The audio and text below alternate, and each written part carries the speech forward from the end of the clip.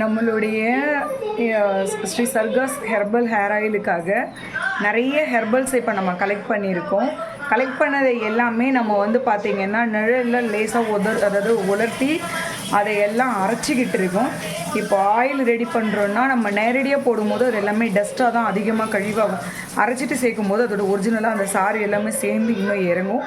முடி ரொம்பவே சூப்பராக வளரும். நல்லா நிறைய பெனிஃபிட் இருக்குது அதில். நான் உங்களுக்கு ஒன்று ஒன்றா சொல்கிறேன். ஆயில் ரெடி பண்ணிக்கிட்டே சொல்கிறேன். என்னென்ன மூலிகைங்கன்னு உங்களுக்கு காமிக்கிறேன்.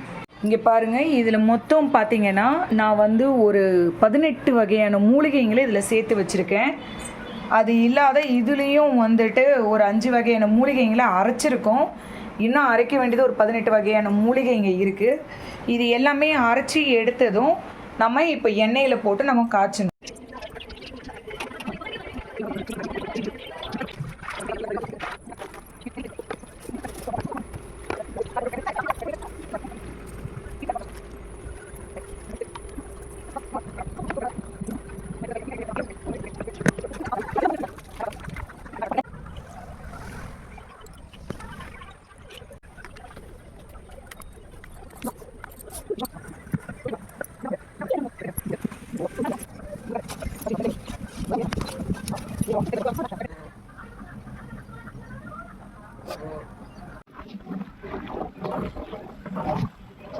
நம்ம எவ்வளோ ஆயில் ஊற்றணும், எவ்வளோ சுண்டி இருக்குது, அதுலேயும் ஆயிலுடைய கலரெல்லாம் எவ்வளோ சேஞ்ச் ஆகிருக்காங்க, எவ்வளோ நேரம் வேறு எரிச்சிக்கிட்டு இருக்கும். அடுப்பு நல்லா எண்ணெய் சுண்டி நல்லா சூப்பராக அந்த மூலிகைகள் இருக்கக்கூடிய அந்த சாறு ஃபுல்லாக எண்ணெய் சேர்ந்து எண்ணெய் இவ்வளோ கலர்ஃபுல்லாக இருக்காங்க. இதுதாங்க நம்ம முடியை வந்து நல்லா இளநறையெல்லாம் போக்கி முடி அடர்த்தியாக வரதுக்கு ரீசனும் இதுதான். அதே மாதிரி வந்து இந்த எண்ணெயால் வந்து உங்களுக்கு தலையில் பெயின் இருக்காது, பொடுகு இருக்காது, தலையில் வந்து தேவையில்லாத அரிப்பு இருக்காது, முடி கொட்டது இருக்காது. நல்லா ஹேர் லாஸ் ஆகிட்டு இருக்க ஒரு தலையில் கூட இந்த ஆயில் நீங்கள் யூஸ் பண்ணும்போது ரெகுலராக யூஸ் பண்ணிங்கன்னா உங்களுக்கு நல்ல ஹேர் வந்து பவுன்சி ஆகும், நல்லா அடர்த்தி கொடுக்கும். அதே நேரம் பார்த்தீங்கன்னா முடி நல்லா லாங் கொடுக்கும்.